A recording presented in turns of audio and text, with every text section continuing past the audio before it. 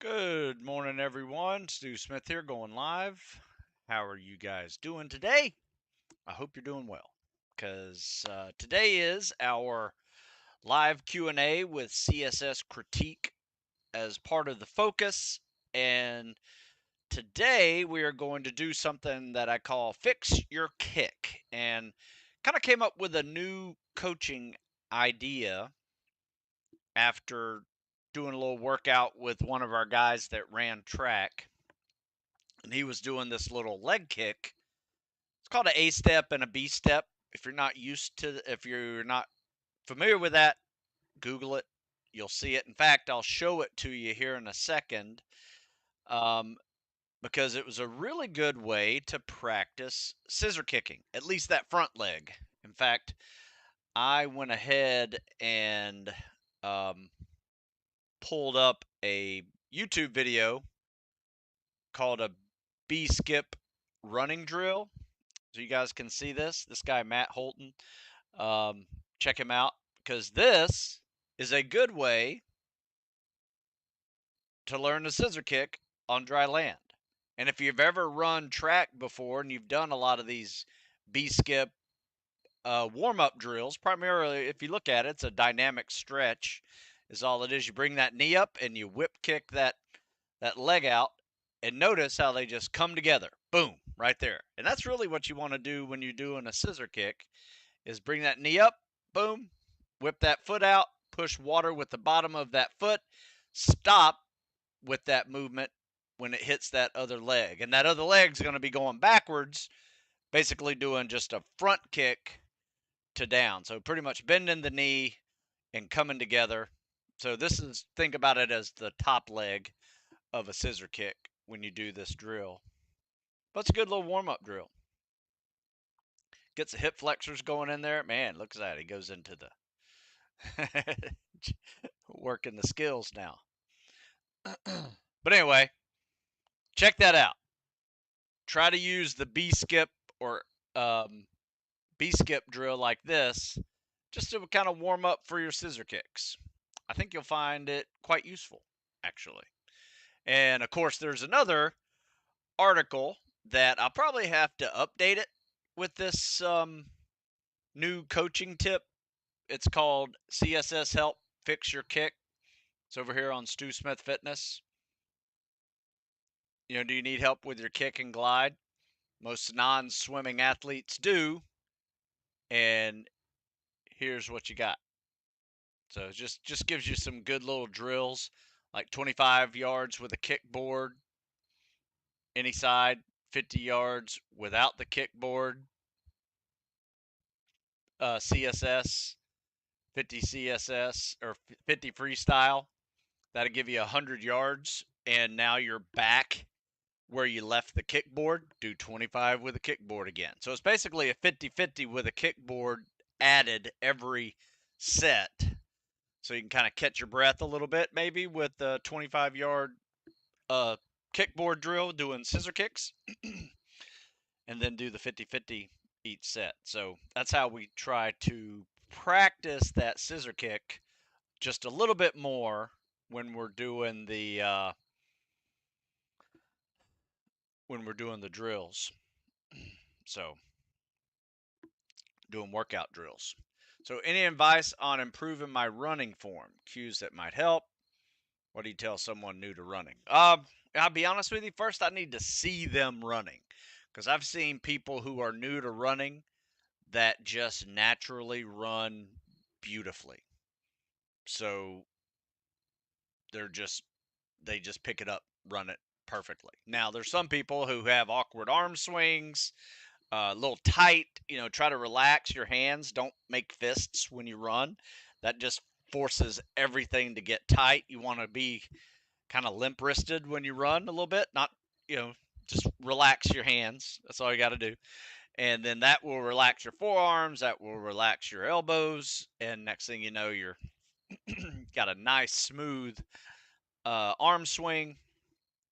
That arm swing can determine how your leg stride's working. So a nice relaxed arm swing will help you with a natural stride. Now, some people have a short stride, some people have an overstride. Most people land right there in the middle where it's comfortable, but depending on your hip mobility, you may have some issues with running a normal stride run. And if you overstride, you tend to heel strike.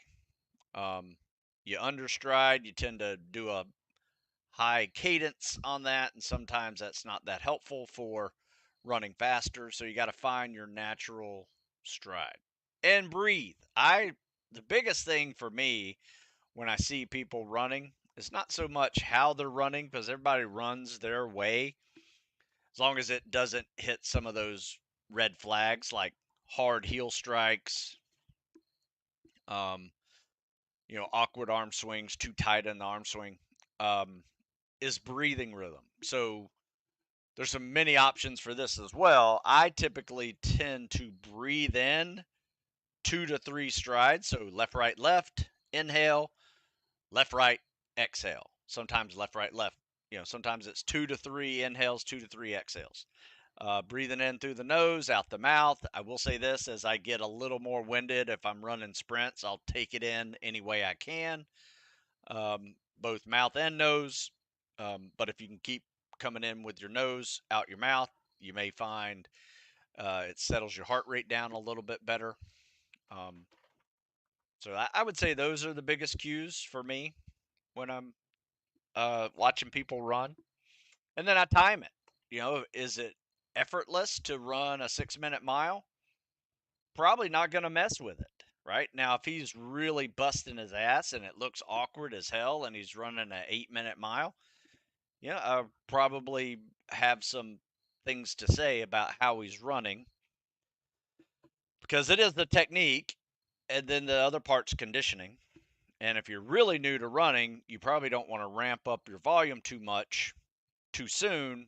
So my advice would be to maybe do a 50-50 split, or even a third, a third, a third split, with your cardio being half of it running, half of it non-impact. Or like my method that I prefer is like the triathlon method, where 2/3 of your cardio is non-impact, 1/3 is running. So you're going to have to swim anyway if you're looking to go into, you know, diving spec ops jobs. So that's a plus that you have to do anyway. So half of your cardio can be non-impact right there. But if you want to break it up into a third and do a little less running, because maybe you're a bigger guy and new to running, I would replace third of that running with uh, biking or rowing or something. So once again, no one size fits all. Really kind of depends, but the system fits all. Logical progressions and good technique. Focus on technique, then on the conditioning. Any advice for building up stamina and strength? Yeah, man.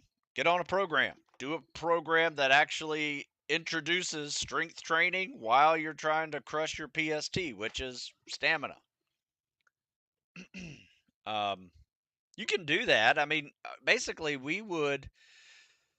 we're doing a strength cycle for us, and this is not your normal strength cycle, this isn't a strength cycle that you would do with power lifters and all they do is power lift. This is something that's a hybrid version where you warm up with calisthenics, maintaining your muscle stamina and even building it up depending on how much volume you do. You also lift those same muscle groups that you did calisthenics with, and then you cool down with some form of cardio, and that can be a run swim combination. You can mix in some running with your lifts if you even want to, as some kind of active rest. Probably wouldn't do that if you're also trying to focus on your strength. Actually rest in between sets if strength is your number one goal. But if it's a maintenance of strength, running and working on your stamina a little bit isn't going to hurt that maintenance of strength. But it is difficult to get good at endurance and strength at the same time. They tend to build better separately. But once you get there, maintaining them together is something that is very common and can be done. Hey Stu, I'm one of the Warrior Challenge Scouts, New Jersey, New York. I'm an AWR2, and so I'm very comfortable with teaching the CSS, but what is your preferred method for kids going from non-swimmer to swimmer? Yeah, man, just listen to me, because I talk about the non-swimming athlete all the time. In fact, just about every one of my videos that I post, in fact, I'll show a couple today. One's a non-swimmer. In fact, both of them are non-swimming athletes, but they're really good. A couple of minor issues that occur, but easy to fix. But pretty much every one of my videos on YouTube, on Instagram Reels, even on TikTok, are all non-swimmers. Every now and then I'll get a swimming athlete and just show everybody how it's supposed to look. But primarily it's this. Let's learn the technique first so you can get that swim comfortably down to a yard per second pace. So if you can get a 50 yards in 50 seconds, you've now, and it's pretty efficient. You're not like cranking out 10, 15 strokes per length. You're doing it like 6, maybe 5 strokes per length. A lot of gliding, nice and easy. You're not winded after that 50 yards. You're pretty efficient with your stroke. If you can get it down to 50-second 50s, and I'm about to show you some with 45 and 48-second 50s here in a second, which, is about an 8-minute swim, sub-8 swim. In fact, the guy did a warm-up. This one I'm going to show you, this guy did a warm-up and did a 730 500 CSS. And I just filmed one of the sets of that. But anyway, it's first technique, and then second, it's conditioning. And then I try to get kids in the pool 5 times a week to do the 50-50 swim workout. In fact, I'm going to post it up here and I'm going to show it. All you got to do is Google the 50-50 swim workout and put my name in it. And let me just show this to you guys. You guys can see it. So the article is the 50-50 swim workout, crush the swim test in less than a month. And I have seen people go from like 10 minutes to 8 minutes in 3 to 4 weeks. So you guys see this, right? All right, so here we go.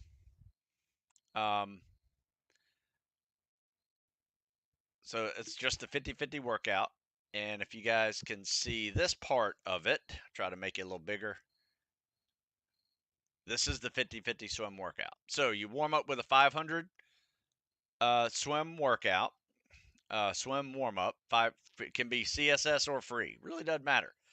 I would say this: if you're getting tested in the CSS, my advice is do your warm up in CSS. Just because one day when you take this test, you will actually be able to have some confidence in your swimming ability and be able to say, this is my warm up. This is just my warm up. And, I don't even have any butterflies in my stomach because this is just a warm up now, right? And then the rest of the PST, boom. But the swim 50-50 looks like this. You're going to swim 50 free hard, right? You can skip breathe it. You can sprint it. Do whatever you want. But the goal is to get winded, get tired, and then see if you can do a CSS to catch your breath. And there's no rest in between that first 50 free and the 50 CSS. You go right into it and see if you can catch your breath with that CSS. And then notice here, the rest in between all of these sets is minimal.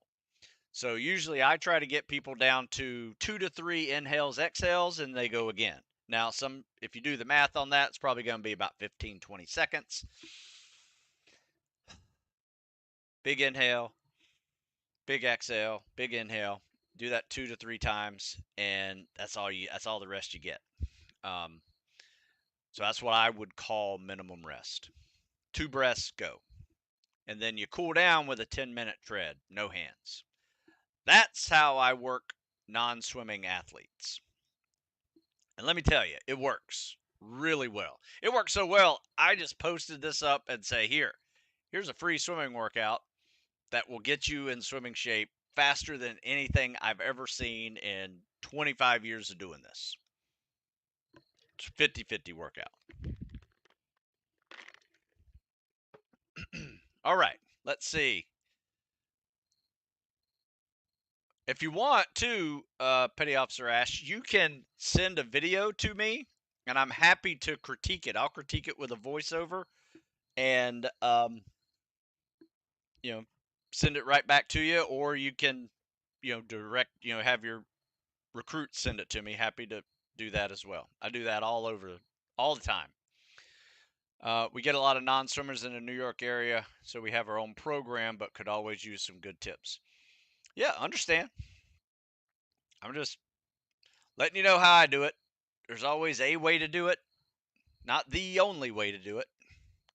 Is it better to have some weight going into buds or no? I would say yes. Because the first 4 weeks are definitely the toughest on your body and the toughest on your spine. So as long as you have some strength foundation between your upper body and your lower body, you will have some durability under those boats and logs. Good news is after Hell Week, you won't touch those boats and logs anymore unless you really screw up. I've only seen it like once or a few times, like second phase guys having to do log PT, but it's because they really screwed up. So I would say yes. In fact, when I showed up at Buds, I was about 205, 6 feet, 205, and by the time I finished Buds, I was 195. So I had lost some weight at Buds. Some people gain weight at Buds. I don't know how they do it, but some people do. Train fins, ankles before shipping out. Yeah, of course. Otherwise, you're not practicing things that will get you kicked out, right? A lot of people talk about, getting through Hell Week, but if you can't pass a 2-mile swim with fins, you're not even going to get to Hell Week. Hey, Stu, could you shed some light on experiences working with BORTAC and what their operations are like? I don't have any personal experience working with BORTAC. I have interviewed a couple of BORTAC guys and BORTAC instructors. In fact, I have a BORTAC podcast. If you look up the Tactical Fitness Report, check out that one. Jeff and I interviewed this BORTAC guy together, and we were just talking about ways to avoid rhabdo because they tend to get a lot of rhabdo. They ramp up their rucking really quick. So be a rucking machine, with the BORTAC, but be able to crush PT tests as well. A lot of calisthenics, flutter kicks, push-ups, pull-ups, dips, you name it, squats, lunges, all that stuff. Check out that BORTAC Tactical Fitness Report podcast. You can Google those words and find it. Air Force 50-50 on 10 sets on 2-minute intervals, crazy hard. Yeah, pretty hard. I can do 625s at 130, but can't do the Air Force 50-50 if I'm missing something. If you can't do it, rest a little more in between. You don't have to do it on that minute 30. Rest a little more. Just get it done. The Air Force 50-50 is a lot of fun. That over under is a beast. That's why I put it in there. We're about at 45 days from non-swimmer to pass PST. We'll incorporate that. I'll definitely send them over. We have Tunnel to Towers run coming up if you want some New York time. That's cool. That is a cool event. Appreciate it. 45 days, not bad. I've had guys who their first time ever getting across the pool was in front of me. Ever swam across a pool ever was in front of me. And I won't lie, that one took about 6 months to get them ready to not just pass the PST, but get through the drown proofing and the treading and the underwater stuff. But he's a SEAL today. So it can happen. Non-swimmers can make it through. Let's see. Due to a lack of time right now, I'm splitting the workout days in your program. One day I'm doing it in 2 days? Do you think it's a good approach? Yeah, absolutely. We do 2 a days all the time. In fact, some days we just can't finish what I have written up for that day in one session. And usually it's a second swim workout is the biggest killer. It's just that we don't have the pool availability right at the time as we're finishing. Sometimes we do, sometimes we don't. We'll just swim at a separate time. So we'll get all the running and the calisthenics and the lifting done in one section, and then we'll do a swim in the other section. But yeah, that's normal. Break it up if you need to. Question about kicking. I see guys doing a big scissor kick followed by a couple of small kicks. Is this allowed in the Navy PST? And what's the benefit of this over doing just one big scissor kick? Well, I will tell you one thing, Brett. I personally teach one big scissor kick, hold the glide. Because most people, especially a non swimming athlete, haven't really developed efficient flutter kicks, and they're just wasting their energy, right? Wasting their hip flexors, getting their legs tired. In fact, one day I counted this non-swimming athlete who was taking the PST, and he did over 500 kicks in a 500-yard swim. The whole time, 500 kick, just big kick, little flutter kicks, and that's a lot. And his run was about a minute and a half slower than it normally is.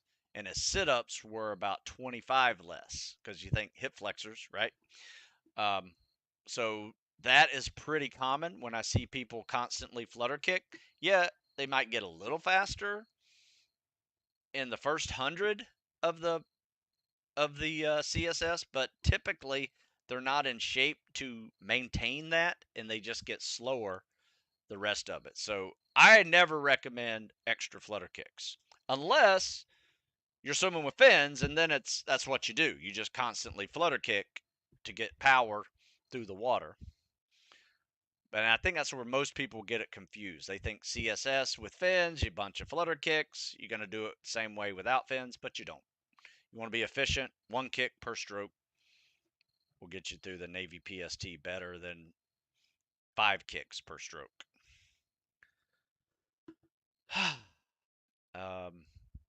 Do you happen to have something akin to the PST standards for average Joes? Like how many push-ups should someone in their 40s be able to do? How far? How fast?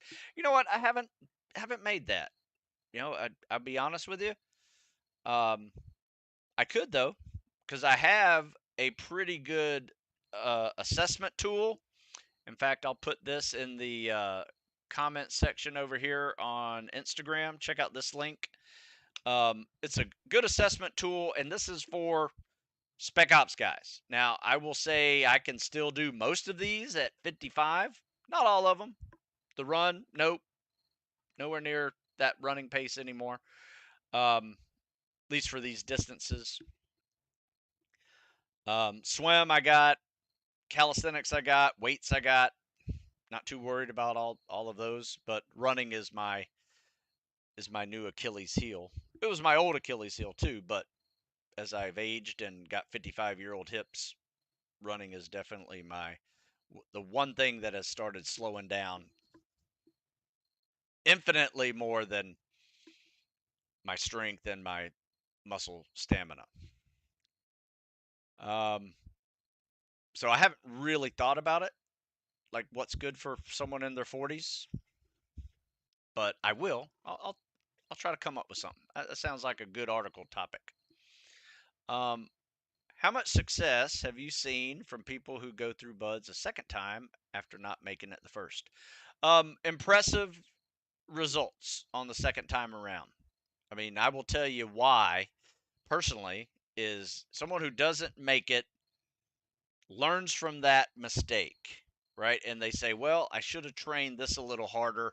I didn't swim with fins enough. I wasn't ready for the boats and logs, whatever reason, I didn't tread enough. There's so many reasons that can make someone quit or fail, need to run more, whatever. So they learn and they work on that weakness for the next 2 years, and they're doing a job that they did not really want to do in the Navy. Not that it's horrible, it's just something that they did not want to do. They didn't want to be at a squadron. They didn't want to be on a ship. They didn't want to be on a submarine. They wanted to do something else. They didn't want to be guarding gates. They wanted to do something else. So they know that there's no plan B now. Like, you don't want to go back to that, right? That is very helpful in helping you be singularly focused on the goal in front of you when you don't have to look back at some comfortable job that you really liked. And I could always go back to that. Yeah, you don't want to do that. You don't want to have a plan B. In my advice. First time and second time. All right, let me show you some videos because I got a couple of them here and I forgot to pull them up. So give me a second. They are in my messages. All right, so I'm going to show you. Hang on one second. That's not it. Turn this volume down. All right, here we go. Let me share my screen with my Instagram. You guys can see that. Let me make it a little bigger. Let me bring this back, see what he looks like. Good kick off the wall. Solid kick off the wall. He's got a little bit of foot movement there, but it's nothing. I don't think that's a big waste of energy, just usually just nervous energy. Top arm, bottom arm, kick. Hold that glide. Oh man, this is a good one. Hold that glide. Top arm, bottom arm, kick. Yeah, I like this. This is smooth. And this is a 48-second 50. Even with that little bit of like laying around, turning around, taking too long, he didn't realize I wanted him to do a full lap, and he took like 2-3 seconds there. So this is like a 46-second 50 if you do the math on it. All right, so top arm pull, bottom arm, kick and glide. Notice that head's down. Got a full bottom arm pull there. Don't really need that full bottom arm pull. I tend to use more of a breaststroke skull. But yeah, this is good. Good streamline, double arm pulls. Okay, decent transition, no loss of momentum. That's a big one. If you're going to do that double arm pull, check yourself for loss of momentum, because that's what usually gets most people, is that transition out of the breaststroke pull out into the actual stroke itself, and they just stop. Where you're not going to be any faster in this swim than you are right now. That's about as fast as you will ever be, and you're just going to keep getting slower through the entire 25. Now, if you can maintain that momentum, that's going to be really good. But this is great. This is a non-swimming athlete hitting about a 47-second 50. You can do this all day. 1 Mississippi, 2 Mississippi, pull. Yeah. Yeah. Can't argue with the results. That's a good one. I like that one a lot. Let's see. And every time this guy comes in, I always like to show this guy's CSS, just because he is the non-swimming athlete with the perfect streamline. He has the perfect pull, the kick.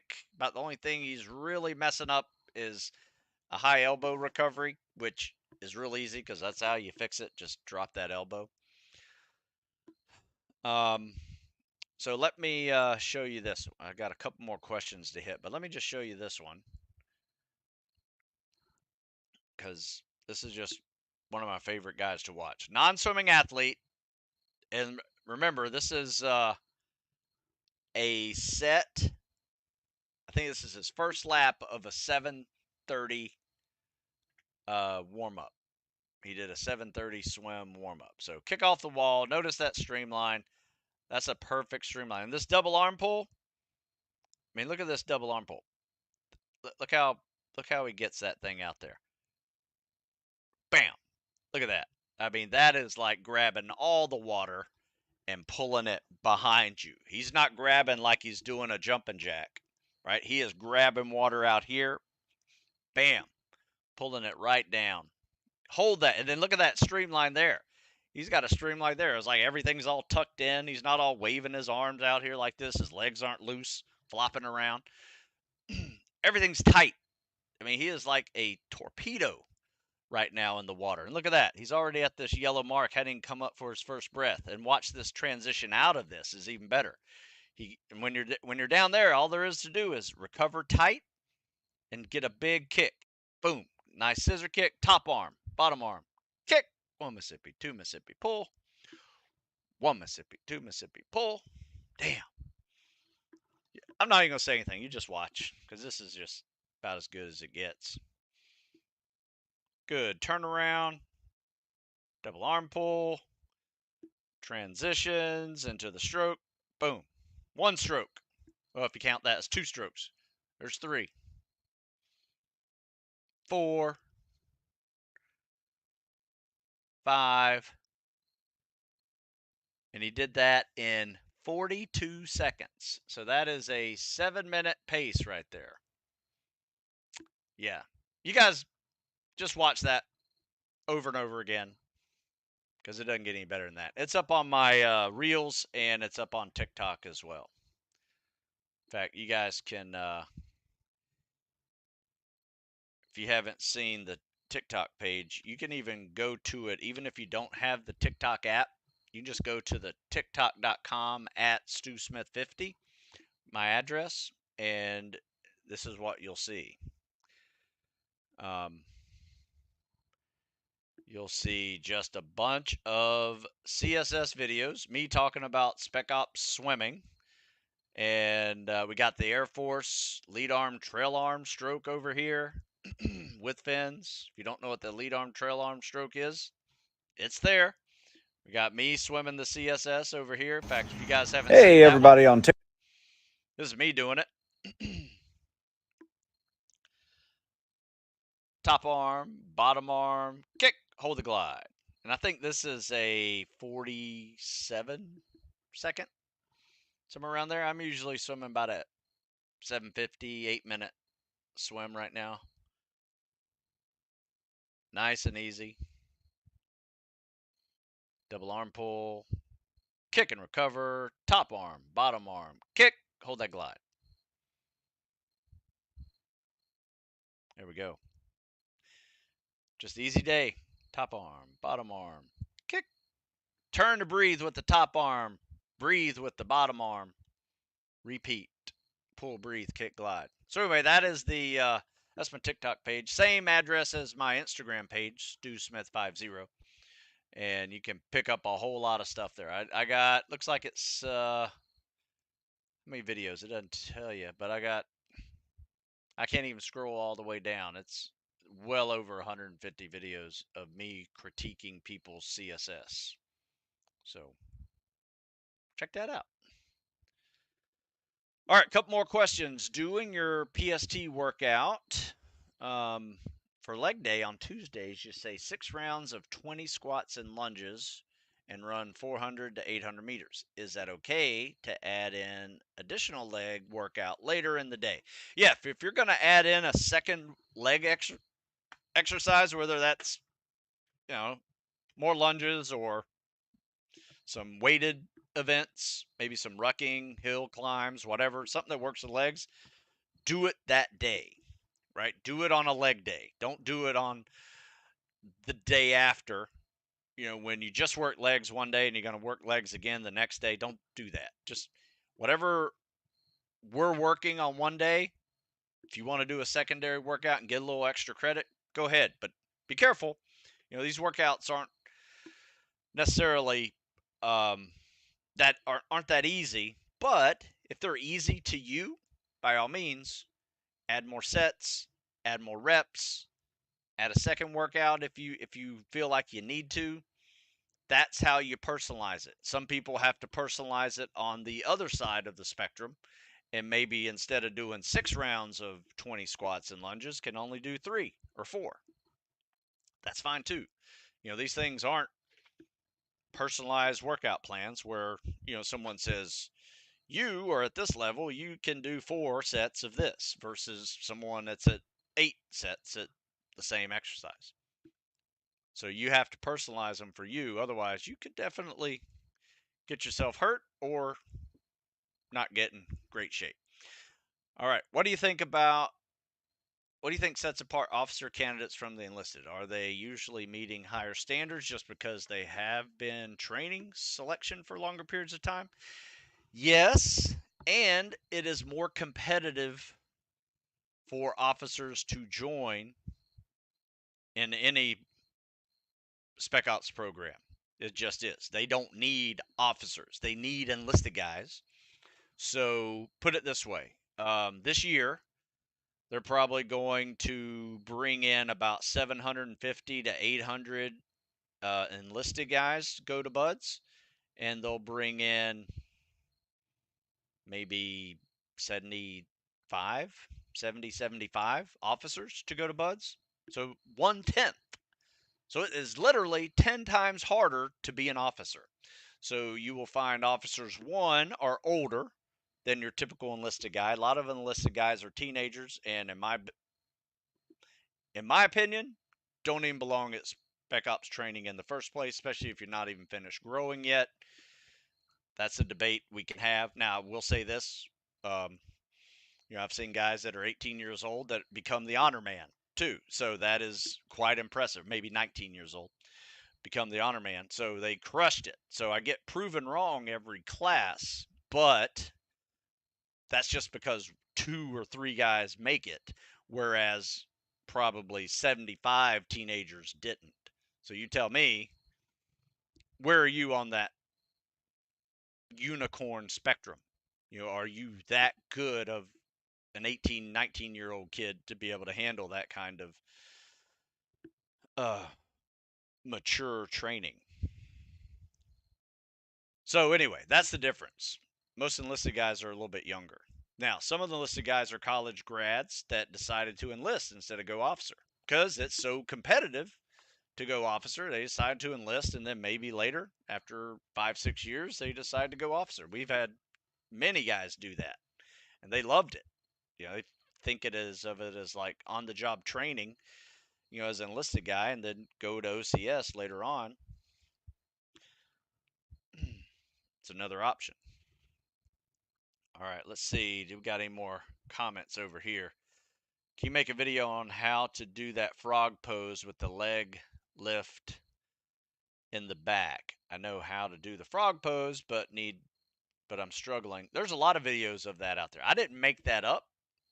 The frog pose is hundreds of years old, old as yoga is, and people have been lifting up their heels off the ground for many years after that. So you can find, in fact, if you do a Google search, in fact, I'm going to try it. Frog pose. I'm going to put your words in there. Let me show you. Let me Google this for you. Frog pose with leg lifted behind. Let me Google that for you. Frog pose with leg lift behind. Let's see what we get here. Frog pose with IR liftoffs. Not sure what this is going to look like, but let's see what she does. She going to do an IR liftoff? Not sure what that means. Oh, look. It is. First pick. All right. I'll show you this. Let me show you this. All right. So,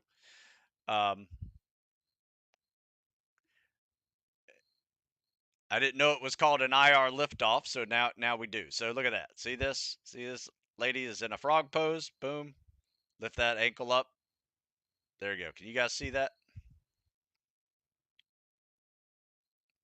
So this is just the first video that popped up. There you go. Boom. So there you go. That's the frog pose with lifting your leg up in the back. That's the way it works. Nothing super challenging about that. What are some exercises and drills to improve your power kick?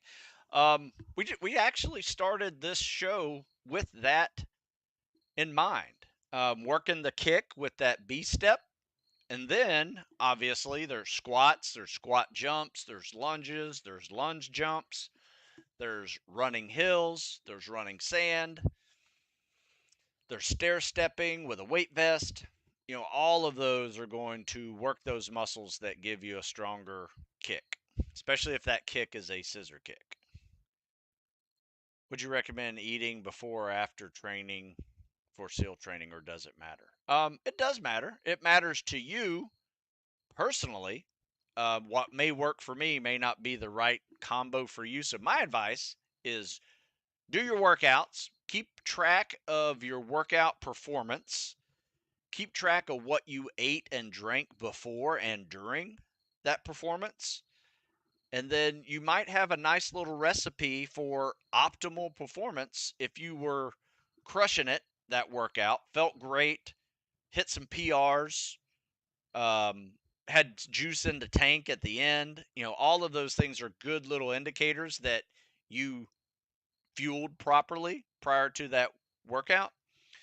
And then now you have a prescription for what to do the next day. Now, if you do the same type of notes, and I do this all the time, these are my notes in my workouts, what I ate before, how I did in that workout, how I felt. Also, I take in how did I sleep the night before, right? So all of these are nice little indicators for how I am going to do in my workout, right? I don't sleep well, I don't eat well, I don't hydrate, my workout's going to suck, right? I know that. It's common sense. Plus, I know that because I've been there, I've tried it. But you now have a prescription to avoid if you know that you slept poorly, you really need to eat better, and you need to hydrate more. You need to bring something to the workout so you don't bonk. Usually some carbs. I usually bring juice or something. Even bring applesauce. That tends to help. Ooh, my light came on. Um, so yeah, that's what we do. Keep track. If you're not assessing and writing it down, you're just guessing. All right, so looks like I hit all these questions. Yeah, that stretch is tough. That frog pose is tough, especially when you try to sit up with it, right? If you go to that video or that article about treading and mobility, in fact, I want you to read this because this is where it all comes to play. Um, Here's the article. Treading might be a mobility issue. So you guys can see learning how to tread as a non-swimming athlete starts with mobility, hip, knee, and ankle mobility. A lot of people have a misnomer of this combat or the egg beater. A lot of people think you spin your legs in a circle in this plane, but actually it's spinning your legs in a ellipse in this plane on the right, a vertical plane. But this is the frog pose right here. You get in the frog pose.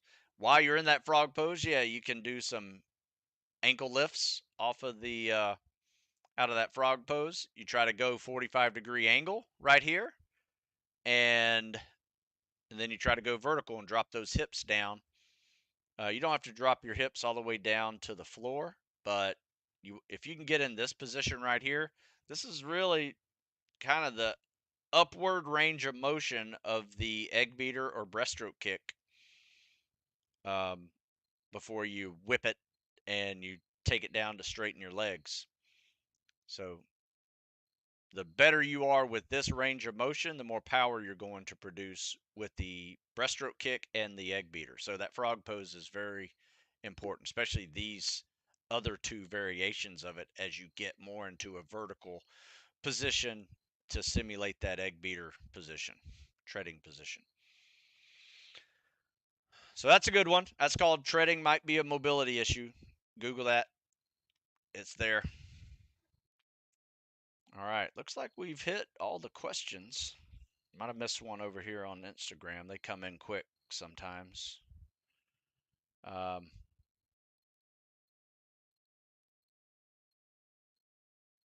no, I got them all over there. Got them over here too. Oh, here we go. My pool is shut down for the next month. I have no access to any other pools or bodies of water. How can I maintain my swimming status while I wait for my pool to reopen? We just had that issue as well. Like every pool just closed down. Luckily, yeah, I mean, I would say this, even our open water was filled with jellyfish, so we didn't swim much that month. Um, we just started swimming again last week, I think. Um, so what we did is we just did more cardio. We ran more and we biked more, and that was all we could do. Just the way it was. So, my advice would be this: if you're missing out on 500 yards of swimming, you owe a mile, or you owe of running, or you owe 10 minutes of non-impact cardio.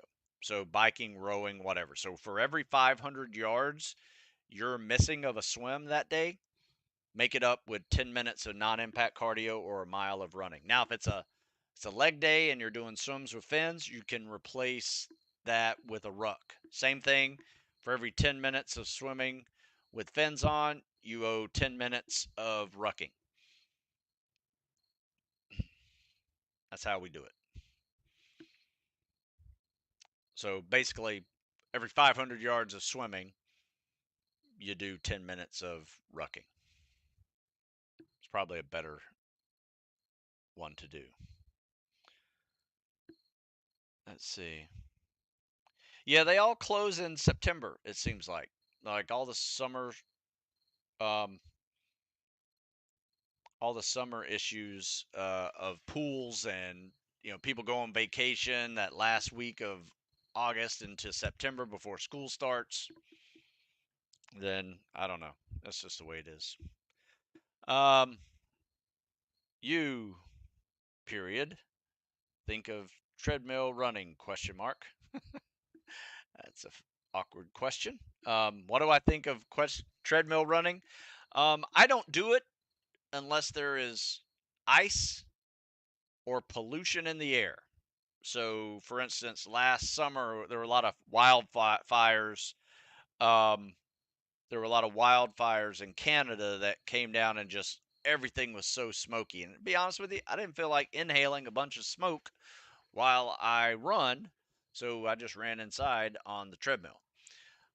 Same for when it's icy where we normally run. Um, I'll just run on the treadmill. So that's about the only time I use treadmill. What do I think of it as the treadmill versus regular running? I think treadmill running makes what's a good way to put this? Depending on the treadmill is doing a lot of the work for you. Like you're not having to pull yourself forward. It's pushing the ground under you. So you're just kind of keeping up with the treadmill. If you can get one of those treadmills that aren't electric and it is people powered, um, probably going to be a better uh, type of transition for you for when you have to run on regular ground that doesn't move under you. Best swim workout to prepare for 50-meter underwater at Buds. I leave October. Super excited. My advice is do the over-unders. Never do this alone. Also, don't be intimidated by that 50-meter underwater swim. I don't know what it is about it. Everybody sweats it, but nobody fails it. I've told this story many, many times, and I always ask the guys when they're going through, "Hey, did anybody fail the 50-meter underwater swim in your class?" And they're like, "No, nobody did." I'm shocked. Everybody was sweating it. Um, and then, I mean, every now and then you get somebody fail it, but it's once in a blue moon. Like we literally started with 120. By the end of the first week, we took our first test, which was the 50-meter underwater swim, and we had 100 people. So we'd already lost 20 people in 4 days, right? Due to many other things besides 50-meter underwaters. And I was like, oh, that's cool. Head count puts us at 100. Be real easy to figure out the percentage of failures and passers of this event. And we literally went 100 for 100. No failures. I thought that was like, man, we have a great class. That's awesome. Little did I know we'd graduate with 28, right? So 50 meters is not one of those things that you really need to sweat. My advice is practice swimming efficiently so you can kick off that wall when you turn around and come back, or when you after you do your flip, you get a good double arm pull like that guy that I just showed the video of. He's got a solid breaststroke pull out, because that's all it is. It's just a breaststroke pull out, hold that glide, kick and recover, hold that glide, pull glide, kick glide, pull glide, kick glide. That is the underwater sequence. And then when you kick off that wall coming back, you can really streamline it out, get halfway across the pool before you even do the next stroke, and then you go like 2 or 3 more, and you're done. So try to get across 25 yards in at least, or no, sorry, no more than 5 strokes. All right, see if you can do that. You can do it with a kickoff, and maybe do 6 strokes without a kickoff. But that's my advice. Try to get over there as efficiently as possible. If you fail the 50, you get another chance, or you kicked out of buds. No, you get a couple chances. I think everything's like 3 strikes, you're out type of deal. So, at least to my knowledge, you get 3 chances to do it. All right. Folks, I've been at this for almost an hour. Looks like I got all the questions answered. If I missed any, just send me an email, stu@stewsmith.com, and I will answer that email. But also check out stewsmithfitness.com. Tons of articles over there. I shared a bunch of them already. Use the Google machine, put my name in the search, and you'll probably see an article that I wrote on that topic. But yeah, you can also save 15% over there using the live 15 coupon code for sticking around this long. So I appreciate you guys doing that, and I'll be back next week. Until then, you guys have a good one.